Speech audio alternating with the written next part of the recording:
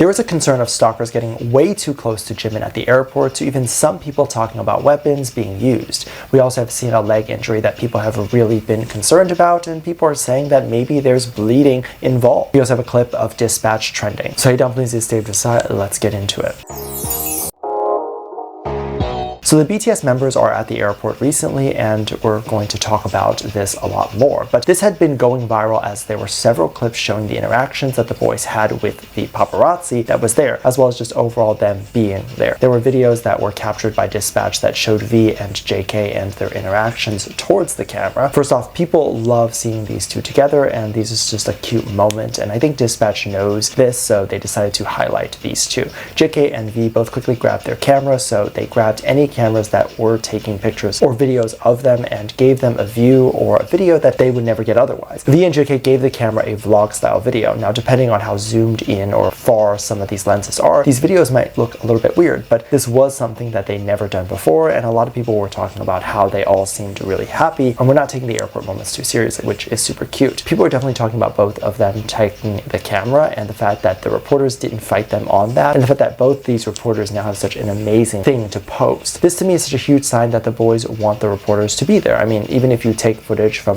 when they hopped out of their car and people were snapping pictures of them, you saw JK bow like 100 times in a way to thank all of the fans and the reporters that showed up. There were some people that were upset about this because it was encouraging this type of behavior of these fans and reporters showing up, but if you think differently about this situation and JK bowing in appreciation for them showing up, then you would realize that the boys want the reporters to show up. I mean, what's more embarrassing than if no one showed up? That means that they're not relevant anymore. That also means that their airport appearances and the several hours that they took getting ready to go to the airport would not be greeted by any paparazzi or be shown in any platforms. That would be the worst thing that could happen to a celebrity. They also teased something at the airport, which was their involvement in new work. So they were talking about how they were heading somewhere to film new content, and some people were thinking it's a music video since all of them were flying.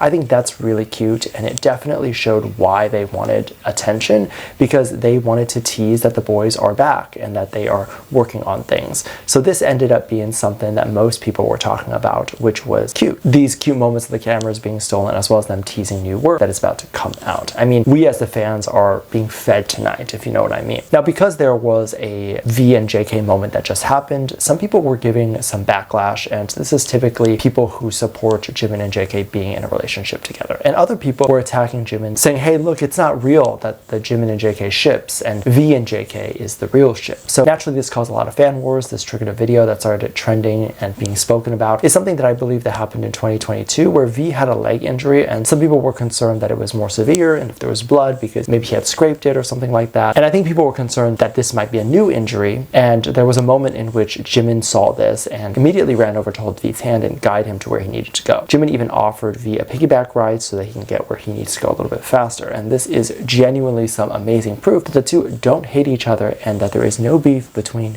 each other. Even if JK and V were dating, and even if Jimin was the third wheel that was previously in a relationship with JK or whatever it was clear that there's no beef between them now. So there's no need to throw death threats at any of them. Now, I obviously don't think that they're together or ever were, but what I'm saying here is even if they were together, it's clear that there's no animosity between any of them. So why are some people in the community so filled with animosity? These are the moments that the people in the shipping community oftentimes ignore or refuse to address because they just don't think it's relevant, but it is very much relevant, because it not only shows that there is no problems with either of these people, but it shows us that we're potentially stupid for even believing that there is.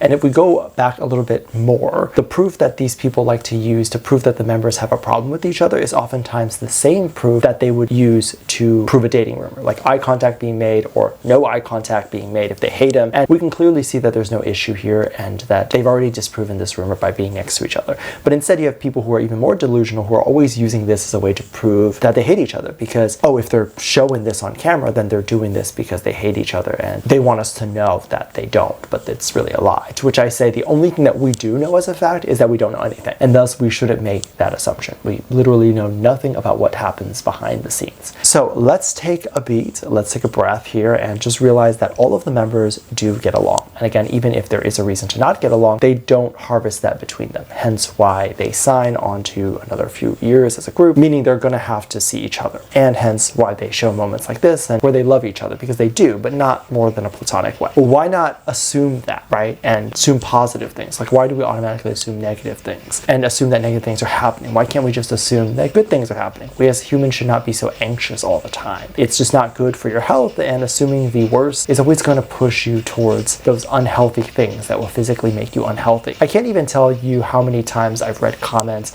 where people say, oh, if so-and-so is dating so-and-so, I'm actually physically sick and I'm throwing up and I can't sleep. And it's like, if you're having that type of reaction over a celebrity, one, you don't physically know them personally, so why would you be that worried? And I say that with genuine kindness because it's more so a worry and less of an actual judgment towards these people. Now, there was a concern that an alleged stalker had tried to meet Jimin at the airport recently, and this alleged stalker was someone that had previously been seen with the BTS members before and had also gone out of their way allegedly to meet several different K-pop idols. Their Instagram page consists of meeting several different K-pop stars, and it's believed that this person is from France, and they showed up at the airport to meet Jimin. Some people were concerned about the mental health of this person, saying that this person is clearly not mentally well and they are tracking Jimin, and they might have a weapon on them even, and they might be trying to use the weapon to target Jimin and all that stuff, and thus the concerns start to spread that Jimin is very much not safe. Now, I always get a lot of hate because I like to disprove or at least add a counter narrative into the world, and essentially my counter narrative here is that I don't believe that this person is actually a stalker. She has several thousands of followers on Instagram. I think it's about 12,000 the last time I checked, meaning she would definitely qualify to be press in many different K-pop labels.